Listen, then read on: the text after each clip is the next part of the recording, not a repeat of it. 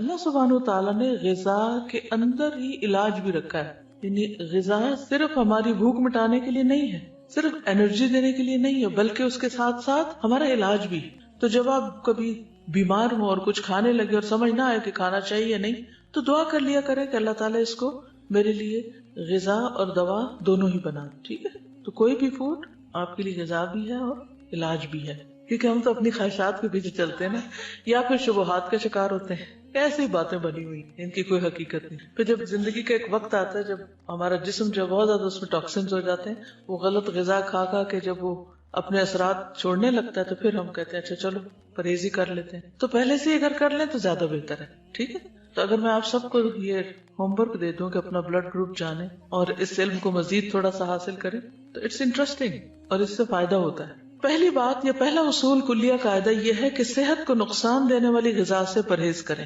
محمود بن لبید رضی اللہ عنہ سے مروی ہے کہ رسول اللہ صلی اللہ علیہ وسلم نے فرمایا، اللہ تعالیٰ اپنے بندے کو جس سے وہ محبت کرتا ہو دنیا سے اسی طرح بچاتا ہے جیسے تم لوگ اپنے مریض کو کھانے پینے سے بچاتے، اور کھانے کی صورت میں تمہیں اس کی طبیعت خراب ہونے کا اندیشہ ہوتا ہے. اچھا، کچھ چیزوں کی الرجی تو بہت معمولی ہوتی ہے لیکن کچھ بہت سیویئر بھی ہوتی، تو اس کا بھی آپ کو پتا ہونا چاہیے، اور جس سے ایک دفعہ نقصان ہو جائے دوبارہ اس راستے پہ نہ جائیں.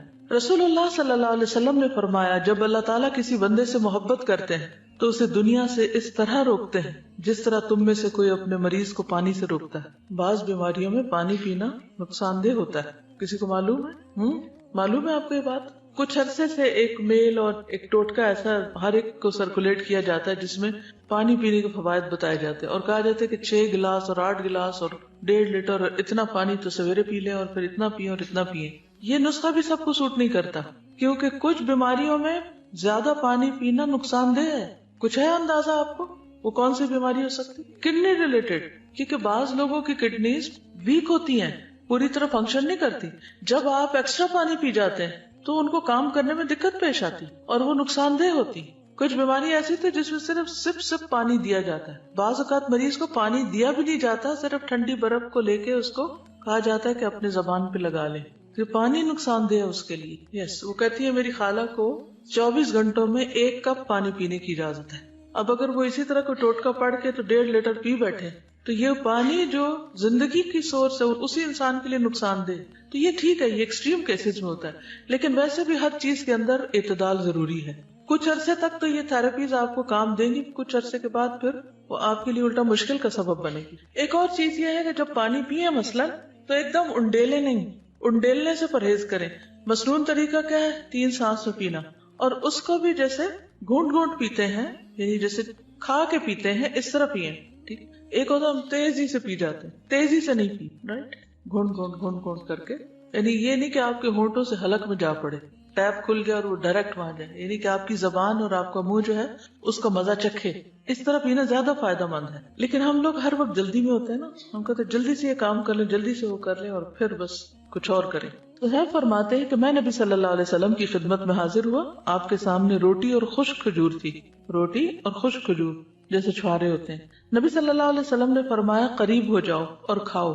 میں خشک کھجوریں کھانے لگا تو نبی صلی اللہ علیہ وسلم نے فرمایا تم خشک کھجوریں کھا رہے ہو حالانکہ تمہاری آنکھ دکھ رہی ہے، یعنی اس مرض میں خشک کھجور ٹھیک نہیں. میں نے عرض کیا کہ میں دوسری طرف سے چبا رہا ہوں، جو آنکھ دکھ رہی ہے اس کی طرف سے نہیں. اس جواب پر رسول اللہ صلی اللہ علیہ وسلم مسکرا دیے. کھانے کے لیے ہم سب کوئی نہ کوئی ریزن تلاش کر لیتے ہیں. ٹھیک ہے، اس سے کیا پتا چلتا ہے؟ پرہیز کی بات سمجھ آتی ہے. بیماری میں خاص طور پر پرہیز، جو چیز نقصان دہ ہو وہ نہ استعمال کی جائے. نبی صلی اللہ علیہ وسلم کے پاس تو جو بھی علم تھا وہ وحی کے ذریعے تھا. ٹھیک ہے، تو اس لیے ان چیزوں کو تو ہم ایز اٹ از لے سکتے. پھر بلا وجہ کی دوائیوں سے پرہیز. کچھ لوگوں کو دوائیاں کھانے کا شوق ہوتا ہے، تسکین ہوتی ہے ان کو دوا کھا کے. اچھا، کچھ بچوں میں بھی یہ مزاج پایا جاتا ہے کو بڑے شوق سے دوا کھاتے، جہاں کہیں کوئی دوا دیکھتے ہیں وہ کھانے کے لیے مانگتے ہیں، کیونکہ اب کئی طرح کے فلیور بھی شامل کر دیے گئے ان دواؤں میں. کوئی وہ سیرپ پی جائیں گے، کوئی گولیاں کھا جائیں گے، تو اکثر یہ مسئلے رہتے ہیں چھوٹے بچوں کے ساتھ. کچھ بچے ان کو بہت مشکل ہوتی ہے دوا پلانے میں، وہ نہیں پیتے، ان کے بھی مزاج فرق ہوتے ہیں. تو چھوٹی چھوٹی تکلیف میں فوراً دوا نہیں لینی چاہیے. پہلی چیز یہ ہے کہ غذا سے علاج کریں، پرہیز سے کام لیں، اور اگر نہیں علاج ہو رہا، نہیں تکلیف ٹھیک ہو رہی تو دوا لیں، اور وہ بھی ضرورت کی لیں، اور کثرت سے پرہیز کریں. جی، اکبر. کیونکہ میں نے ایک ڈاکٹر سے پوچھا، انہوں نے مجھے کوئی دوا ریکمینڈ کی تو میں نے کہا اس کے کوئی سائیڈ افیکٹس نہیں. وہ کہنے لگے ٹو بی ویری آنےسٹ، ہر دوا کے سائیڈ افیکٹس ہیں. یعنی کوئی اگر یہ کہے بھی نا کہ اس کے کوئی سائیڈ افیکٹس نہیں تو یہ ماننے کی بات نہیں، ہر دوا کے، کیونکہ دوا ہے نا. اور خصوصاً ہماری دوائیاں جو بنتی ہیں سب اسٹینڈرڈ بھی ہوتی ہیں، اور اس کے علاوہ جو کیمیکلز اس میں ہوتے ہیں اور جو پروسیسڈ ہوتی ہیں بہت زیادہ.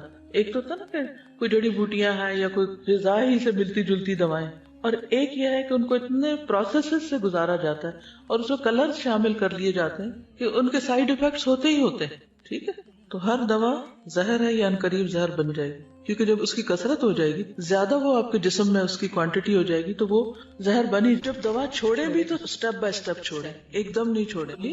حضرت عائشہ بیان کرتی ہیں کہ بعض اوقات رسول اللہ صلی اللہ علیہ وسلم کو کوکھ میں درد ہوتا اور بہت شدید ہو جاتا. ایک دن رسول اللہ صلی اللہ علیہ وسلم کو یہ درد شروع ہوا اور اتنا شدید ہوا کہ آپ پر بے ہوشی طاری ہو گئی. ہمیں اندیشہ ستانے لگا، لوگ بھی خوف زدہ ہو گئے، اور ہمارے خیال کے مطابق آپ کو ذات الجم کی شکایت تھی، نمونیا جس کو بولتے ہیں. چنانچہ ہم نے رسول اللہ صلی اللہ علیہ وسلم کے منہ میں دوا ٹپکا دی جس سے آپ کی وہ کیفیت ختم ہوئی. طبیعت کچھ سنبھلی تو آپ کو اندازہ ہو گیا کہ آپ کے منہ میں دوا ڈالی گئی ہے. آپ نے اس کا اثر محسوس کیا.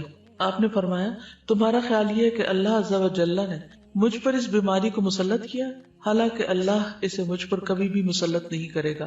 اس ذات کی قسم جس کے ہاتھ میں میری جان ہے، گھر میں میرے چچا کے علاوہ کوئی آدمی ایسا نہ رہے جس کے منہ میں دوائی نہ ڈالی جائے. یعنی ان سب نے مل کے میرے منہ میں ڈالی ہے، اب ان کے منہ میں بھی ڈالی جائے. ٹھیک، یعنی حتیٰ کہ کوئی شخص بے ہوش ہو یا بعض امراض ایسے ہیں کہ اس میں دوا دینے سے پہلے اس سے پوچھ لینا چاہیے. اس لیے بہت سے ڈاکٹر سائن لیتے ہیں کہ آپ راضی ہیں اس پر. خصوصاً سرجریز میں تو آپ دیکھیں کہ سگنیچر کرنے پڑتے ہیں اور ڈسکلیمرز ہوتے ہیں کہ ہم ذمہ دار نہیں ہیں. ٹھیک ہے، ہم آپ کی مدد کرنا چاہتے ہیں لیکن اگر کچھ ہو گیا تو آپ خود ہی ذمہ دار ہیں. پہلا پوائنٹ کیا ہے؟ پرہیز علاج سے بہتر ہے.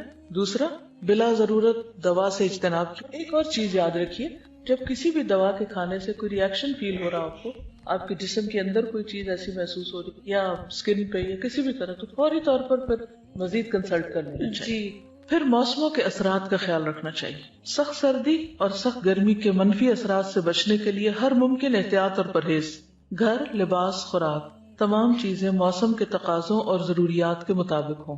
یعنی پرہیز صرف کھانے کا نہیں بلکہ انوائرنمنٹ کو بھی اپنے حسب حال کرنا چاہیے. بہت زیادہ کمفرٹیبل بھی نہ ہو کہ انسان سونے لگ جائے اور ایسا بھی نہ ہو کہ بیمار پڑ جائے.